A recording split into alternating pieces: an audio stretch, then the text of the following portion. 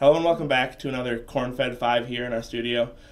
We got Samantha Areman and Hannah Dittmar from the Nebraska soccer team. Their final home game is this Friday against Minnesota. So we got them in here so that we can, kind of bring some of the energy into the last game of the year. So we're going to start off with a couple soccer questions. So the first one is something that I bet you guys have to think about a lot and that you're drilled on a lot, so it'll be easy for you. I think people underestimate set pieces, and every single year I talk about it over and over again, but people still, whenever you talk about it, are just surprised how much work goes into it, how it's not like, a part of the game. It's like offense, defense, and special teams in football, and that, it really is that third part of the game. So, just talk about how much you guys work on that and how crucial set pieces can prove to be for you guys.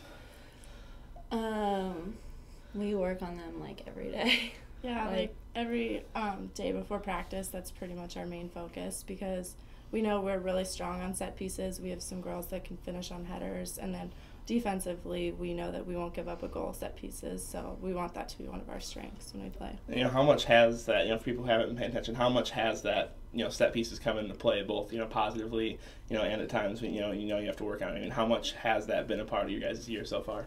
They're huge. A lot of our goals are coming off set plays. Yeah, and so and it's interesting to just see how there have been a lot of games that just get deadlocked, and then somebody makes a little slip, and it can just change so much. So that's been one of the interesting parts, especially in the Big Ten. You guys slug it out, and you guys get pretty physical in there. So it's interesting to see everybody making runs, and I don't think I've ever seen play stop before, and the ref warned as many people in any college soccer or any soccer that I've watched as much as that. So it's interesting to not just see that on TV that people get a little intense. So that's fun. So next. Is the practice schedule, and that people think that football, they go 5 days a week, they have their lifting, and they think about that, but they don't realize how much every sport, the trickle down comes all the way down. And so what's that like for you guys throughout the week? What's now that you're at the end of it, and that you can kind of look back and be happy about it, and still instead of just being stressed about it, what's it like during the season, and how much time are you guys putting in outside of the classroom and putting towards practice? Definitely a lot. We practice in the morning, and then we have lifting after practice, and then we also have individual skill sessions that we have to do, and so it's just really hard to balance everything, especially missing so much school for games too. And how much a thing I think is interesting that kind of goes off that is that you guys look at the film, you guys break things down, you guys know what to expect. I mean, how much do you think people don't see about the work that goes in, tactically preparing for these games? Well, we have at least 2 video sessions a week, and it's a lot of work. Yeah. Before every game, we go in and sit down and talk about tactics. We have a tactic manager that the coach uses, so it's really a lot of background work that most people don't realize. Especially when we're on the road. Yeah, I mean, it's interesting to see how, even the commentators on the road sometimes are getting confused, and I get to listen to it and get annoyed, but you can see that you guys are moving around, and they really have and they always guess that you're in different formations, but, it seems that you guys keep it pretty, it's just where you're moving, it's just kind of who's covering where, so you can see that, you guys are subtly changing those things, and who's covering who and that kind of stuff, but they just seem to think that you're switching into different formations, and you've been in a 4-5-1, and one time I think they only thought you had 3 fullbacks, but there was one of the times when you clearly did have all 4 fullbacks in there. They were saying oh, she's not moving up and playing in the midfield, and I was like, no, I don't think Jalen's playing in the center of midfield, and so it's interesting to just see how sometimes when you guys move around that you confuse some people. So now we're going to get to some more fun stuff that I think you guys will like talking about. I mean, the women's basketball team really defined it for me last year, but you guys are taking it to a new level, how much you can possibly tweet at each other when you're constantly with each other. So I mean, that's true. How much fun is that for you guys to even, obviously you're probably joking around all the time, but to even when you step away to just you get your phone, you get to your computer, it's like, oh, it's still going on. I mean, how much fun is that for you guys?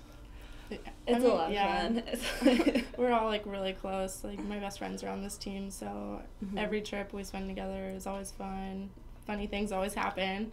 So we like to express them. Yeah, it gets a little dull in the hotel sometimes, so we have to make our own fun. Are there ever times when you just think, all right, I'm not going to say anything right now, and you just plan your joke out ahead, and you're just waiting for them to reply, and you just kind of say something, and you're waiting for them to respond? I mean, do you ever bait people like that? Or? I mean, sometimes when I put up a tweet and we're on the road, I'm like, okay, this had better get at least 1 favorite or something. Well, that's good to know that there's a limit on what you're looking for in interactions. All right, cool. Then building off that as well, I think another thing that's really interesting and that that's about just soccer in general that people talk about Nebraska and how the program shifted, and I think that's just people don't understand that that's a sign that women's athletics has come that far, and that women's college soccer is at a level, with what you guys do, with the facilities you have, with how much work you put in the off season, all that kind of stuff. I mean, I think that you guys would rather it be a competitive environment, rather that all the programs have come along and have teams that you can play during the spring, that you can play in non-conference. I mean, what's that like to just have the sport where you see so many talented athletes around the country and just know that this is probably like unlike any generation of women's college athletics that's been around? Sorry to get a little deep on you there. Yeah, it's just like the level of competition is so much higher that you have to work that much harder to compete and be successful.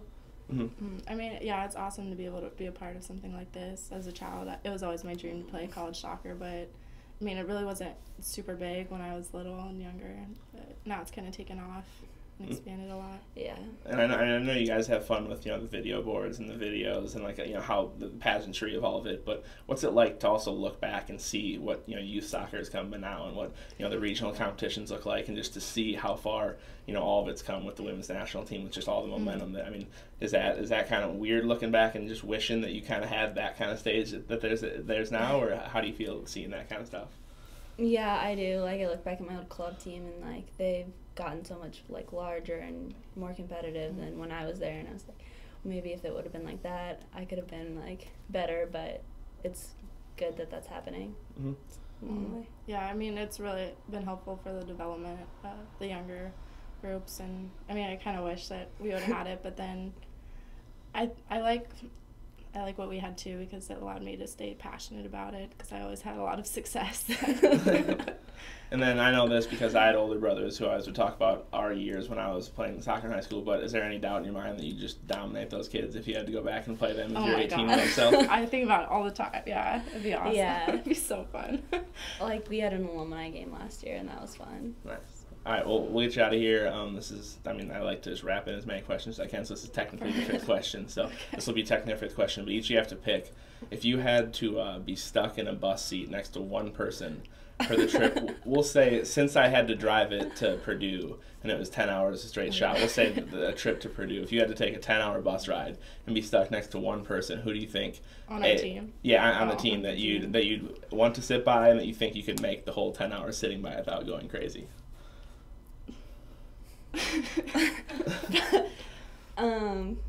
Do we get bathroom breaks to walk around? Oh yeah, you can. Okay. You don't have to be stuck. You can take 25. You can soak that up and take as much time as you want. I'd sit by Hannah. Yeah, I'd probably sit by Sam. You guys are just gonna cop out, but that's okay. We'll let them out of it. All right, cool. That's perfect. Well, that brings to a wrap our first audio and video Corn-Fed 5 here. Thanks for joining us. It was fun, and everybody should come out and make sure you catch the last soccer game of the year. For Corn-Fed Sports, I'm Pat Radigan.